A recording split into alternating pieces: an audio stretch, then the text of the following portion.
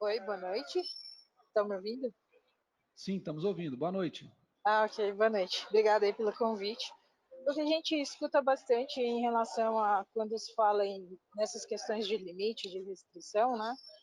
Não é relacionado muito aos equipamentos que estão na capital, né? Mas assim, aos equipamentos que têm uma acessibilidade de manutenção mais complicada, né? Onde o técnico, para chegar no local, às vezes tem que viajar de barco, por exemplo.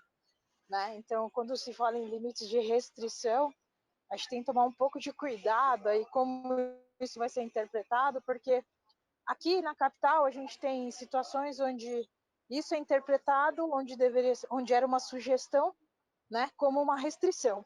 E se a gente vai falar em restrição, isso acho que tem que ter um pouco mais de cuidado em como isso vai ser descrito, né?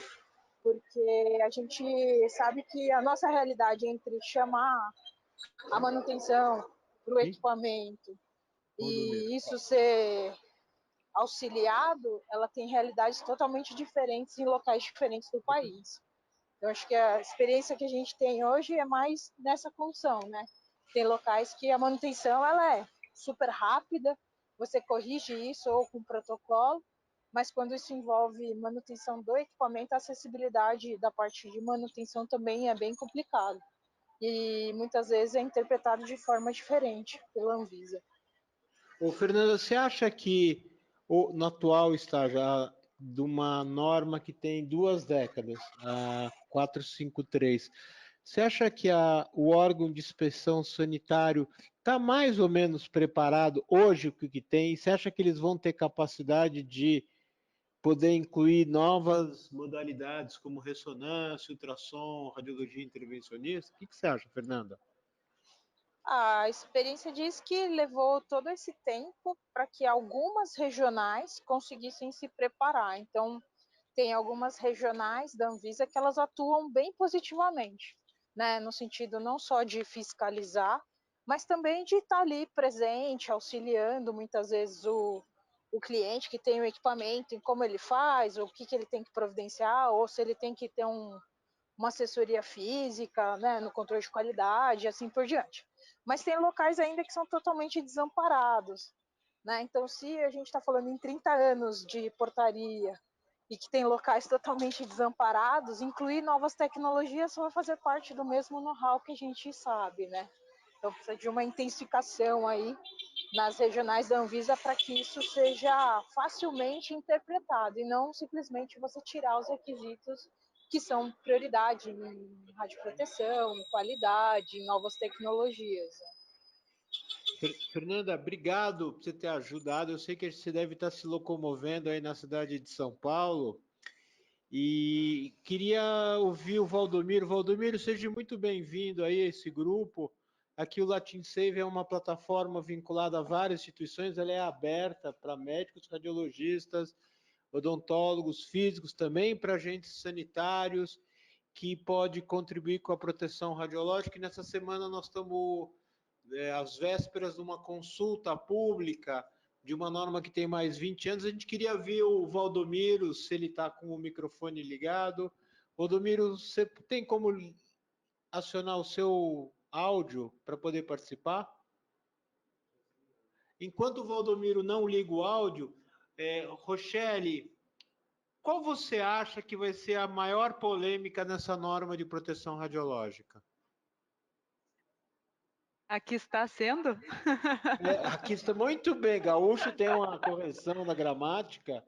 Exato. Isso. Aqui está Por que sendo. é tão Eu acho que complicado, essa situação Rochelle? do nível de suspensão, ela é uma situação crítica, porque justamente a gente tem uma diferença de entendimento, né? E eu acho que é por isso mesmo que a gente sugeriu na forma como sugerimos no documento da BFM, né, que se faça o esclarecimento do que é o nível de suspensão e para que serve, e quem são os players desse nível de suspensão, ou então que isso seja excluído da normativa, porque a gente ainda não tem cultura de segurança devida para isso, né. Mas, assim, eu, falando da minha vivência, pode até uma grande parte entender que isso pode ser nesse micromundo aqui em que a gente vive, mas eu não tenho esse receio desse nível de suspensão, em função de a gente já trabalhar com ele, né? Nós não temos isso definido em normativa, mas a gente já tem potencial de ação em cima de limiares. Isso para poder trabalhar com gerência de risco, né? Então, assim, equipamento angiógrafo que está com problema de qualidade de imagem, para fazer paciente obeso ou para fazer incidências oblíquas, né? Esse equipamento é testado, avaliado, se conversa com o responsável técnico, se mostra o problema, e esse equipamento, entre aspas, entra em nível de suspensão até que seja dada a manutenção. Isso é uma rotina interna nossa, de realidade interna. Eu falo assim, interna, claro, aqui dentro do Hospital de Clínicas de Porto Alegre, mas isso eu também tinha como conduta dentro de clínica de radiologia, onde eu fazia prestação de serviço durante 12 anos, né? Na verdade, é um limite intermediário, na verdade, é um limite intermediário de completa paralisação. E acho que isso vem a evoluir a cultura de segurança, né? Assim, nesse sentido, e comprometer o responsável legal, ou comprometer o responsável técnico na melhoria contínua, porque, tudo bem, não sei se vocês atentaram no artigo da RDC, em que fala desse nível de suspensão, que fala que pode serem realizados atendimentos de urgência e emergência, né? E eu fico daí pensando na nossa realidade. No caso que a Fernanda mesma citou, a gente tem que entender que no interior a gente tem pacientes, né, e tem também equipamentos que tu não vai ter um acesso imediato de manutenção, ok, mas aí nesse sentido a gente precisa ser mais conivente, daí a pessoa pode sair com um falso negativo no interior e daí na cidade, em São Paulo, não pode, né? Então, será que o problema desse nível de suspensão não é justamente esse melhor reconhecimento e talvez melhor definição naquelas tabelas mágicas lá dos anexos que define os 20%? Bom, se daqui a pouco os 20% para nível de suspensão, sei lá, em KVP não é o adequado, a gente tem que definir aquilo ali, mas não crucificar o nível de suspensão. Então, eu não, sinceramente, a nossa ação aqui, ou a minha ação como especialista em física do radiodiagnóstico, é fazer uso desses níveis, seja lá o nome que for. Mas sim, a gente envolve o responsável técnico e sim, a gente para o equipamento se ele não tiver condições de fazer uma imagem diagnóstica adequada, né? Ou de qualidade. O que vai... Eu acho que a conversa está muito... Dr. Hilton, Leão... Não, mas de novo, eu concordo muito com o que vocês estão falando, mas seria muito interessante a gente, porque às vezes vocês estão falando e eu também acredito, assim, vejo muitos exames que estão fora do padrão, de máquinas que estão fora do padrão, de até pessoas que não se preocupam com isso. Então, concordo com a Rochelle que o ideal que mude-se isso, tenha uma vigilância, tenha uma preocupação. Inclusive, o próprio Roberto Machado colocou isso aqui, colocou da dificuldade do país continental, desses negócios. Mas eu acredito que o que você está falando, Rochelle, e a minha preocupação em particular, seria quais vão ser esses níveis e como eles vão ser definidos. E, obviamente, com o avanço das técnicas, eventualmente isso aí vai ter que ser uma coisa maleável. Vamos supor que demorou quanto tempo para surgir essa nova diretriz? Foi quantos anos? A portaria fez 20 anos. 20 anos. Então, assim, daqui a 20 anos, com eventuais técnicas de reconstrução interativa, com a evolução dos aparelhos, eu acredito que outras doses vão ter que ser consideradas adequadas, né? Então, eu acredito que isso aí deva ser colocado de uma maneira bem sedimentada para o Brasil. E vocês têm isso, você falou, Santa Catarina tem, mas você também no Sul também tem, Rochelle? Tem na Paraíba. Na Paraíba, Rio Grande do Sul e Santa... Não, só Paraíba e Rio Grande do Sul. Só Paraíba, Rio Grande do Sul? E Santa Catarina. E Santa Catarina. Ah, tá. Tem o Paulo Costa, não sei se você está com o som ligado, qual a sua percepção dessa tentativa da Anvisa de reformular as suas normas? Você pode dar a sua percepção como professor da Universidade de São Paulo? Ele não liberou. Oi, Renato, pessoal, não sei se vocês estão me ouvindo. Ouvindo muito bem. Legal. Bom, eu já me manifestei em diversos grupos, eu não quero insistir nisso, a minha posição ela está baseada em documentos que eu encontrei na literatura especializada, né? Em especial alguns trabalhos que foram feitos na Comunidade Europeia, que tentou implementar níveis de suspensão. Veja só, a Comunidade Europeia que tem uma experiência em controle de qualidade, tem uma experiência em avaliação de doses muito maior do que a nossa, apesar de nós também estarmos bem integrados aí nesse conjunto de tecnologias, mas mesmo lá na Comunidade Europeia, eles citam esses valores desses níveis de suspensão, porém não recomendam que as unidades, que os países os adotem nas suas legislações locais. E por que isso aconteceu? Porque a experiência deles, que está relatada em trabalhos, acho que de pessoas de muita experiência, e muitos de vocês conhecem, um deles é o Eliseu Vagnó, a complexidade de tratar isso na forma de regulação, ela é muito grande e leva a desentendimentos. Eles não conseguiram fazer isso, e é isso que está relatado em alguns dos trabalhos que eu já apresentei, não vou ficar repetindo isso aqui. Então, explicitamente, está dito isso explicitamente no regulamento da Comunidade Europeia. E você acha que a Anvisa, professor Paulo, não incluir consegue nas ser sensível a regulamentações essa questão? Desculpa? Você acha que a Anvisa consegue entender isso que você está falando e retirar isso da RDC, Paulo? Olha, eu não sei se eles conseguem. O que eu sei é dessa experiência. O que eu sei também é que nós temos um outro agravante. Quando eu falei que são 2 pontos, um é este, né, quer dizer, com base na literatura, com base que a gente vê, em pessoas que, pelo menos na minha opinião, com a base científica que tem, são de extrema confiabilidade. A gente tem uma outra questão que não existe na Comunidade Europeia, que é a base metrológica para isso. Então, veja só, vamos dar um exemplo simples. Você tem lá um determinado parâmetro no qual o nível de suspensão está estabelecido, né?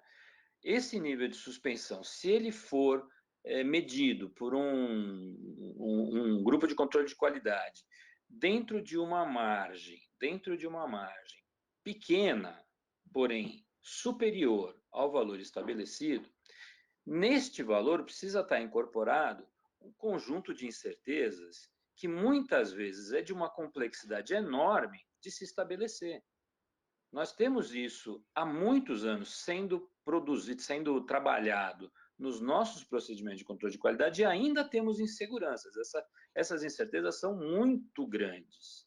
Então, como é que um fiscal vai olhar lá um valor X, o valor X mais 1 está no relatório de controle de qualidade, por esse X mais 1 tem uma incerteza de 30%. Ou seja, esse nível de suspensão não vai servir para isso. Ele só vai servir para trazer conflitos. Valores de referência, eles são importantes para serem orientativos. E é esse o sucesso da 453 de 20 anos. Eles orientam, eles são educativos, né? eles são educativos. Por isso, a gente tem esse sucesso de 20 anos da 453 adotada num monte de países de língua portuguesa, como a gente viu recentemente no Congresso Brasileiro de Radiologia no ano passado. Então, isso são 2 pontos importantes, quer dizer, uma experiência anterior, que eu respeito, eu não a tenho, mas eu respeito as pessoas que a reproduziram, isso está reproduzido no regulamento da Comunidade Europeia, explicitamente, eu passei essa frase, que é de impacto, para todos esses grupos. A outra é a questão metrológica, a gente primeiro precisa melhorar a nossa metrologia, a gente primeiro precisa fazer análise de incerteza consistente em todos esses parâmetros, e depois poder adotar níveis com essa segurança. Tem um terceiro ponto que é muito importante conceitualmente. Há um mau entendimento em alguns dos níveis de referência que estão associados aos DRLs, aos Diagnostic Reference Levels. Na regulamentação recente da SRP, né, na SRP 137, que saiu no ano passado, também coordenado pelo Eliseu Vanhon, está dito ali que esses valores, primeiro, eles são de enorme complexidade de se estabelecer. Né? Eles são locais. Né? O DRL é um valor local, é um valor que é do hospital, ou é do município, ou é da cidade, tudo bem, pode até ser do país, mas ele é um nível orientativo para impulsionar programas de otimização. Se você coloca isso como um nível de referência num regulamento que dá o topo, para que alguém vai otimizar?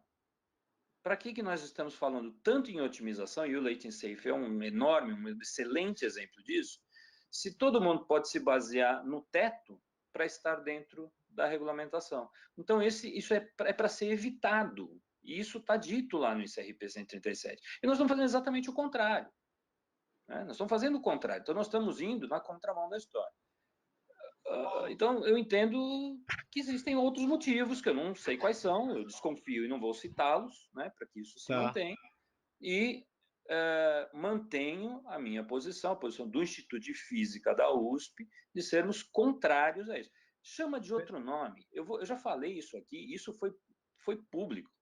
A coordenadora da Vigilância Sanitária de Santa Catarina falou no Congresso do ano passado que o nível de suspensão não era para suspender. Então, se não é para suspender, é para quê? É para educar? Ótimo. Então chama de nível educacional. Se é para... Entende? Dá um nome certo ao tipo de parâmetro.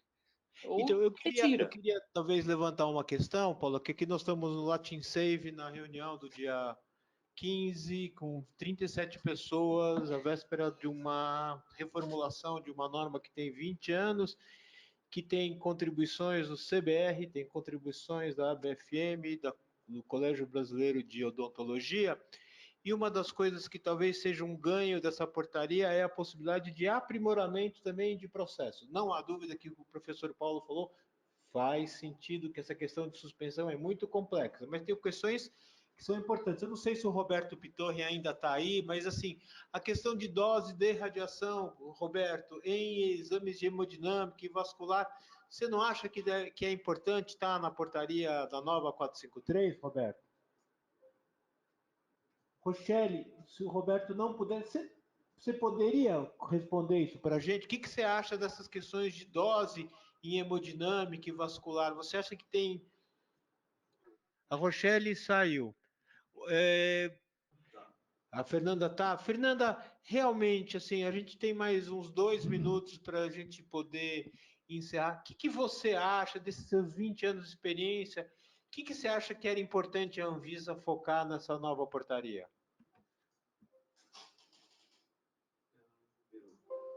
Oi, estão me ouvindo? Opa, pode mandar. Bom, dentro de que todo mundo comentou, assim, o que é importante é ter informações onde a Anvisa possa, né, no seu papel de fiscalizar, ter clareza no que vai ser fiscalizado.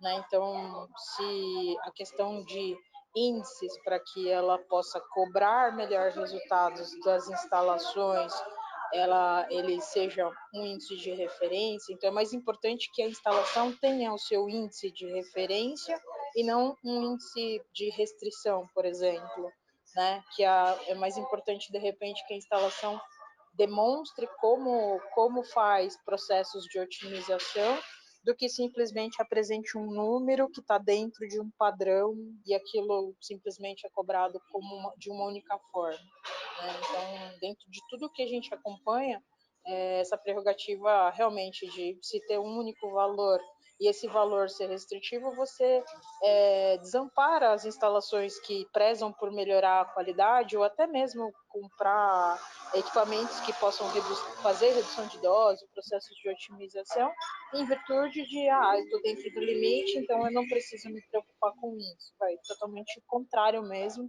às políticas de qualidade de radioproteção. Eu acho que a Anvisa tem que trabalhar no sentido de estar amparada em fornecer informações que possam ser fiscalizadas, mas no sentido de agregar tecnologia e melhorias, e não simplesmente comparar um número e ver se está dentro de um número, dentro de um valor, dentro de um índice. Fernanda, obrigado. Antes de encerrar, eu realmente gostaria de agradecer a presença de quase 40 pessoas nesse grupo de discussão, de proteção radiológica.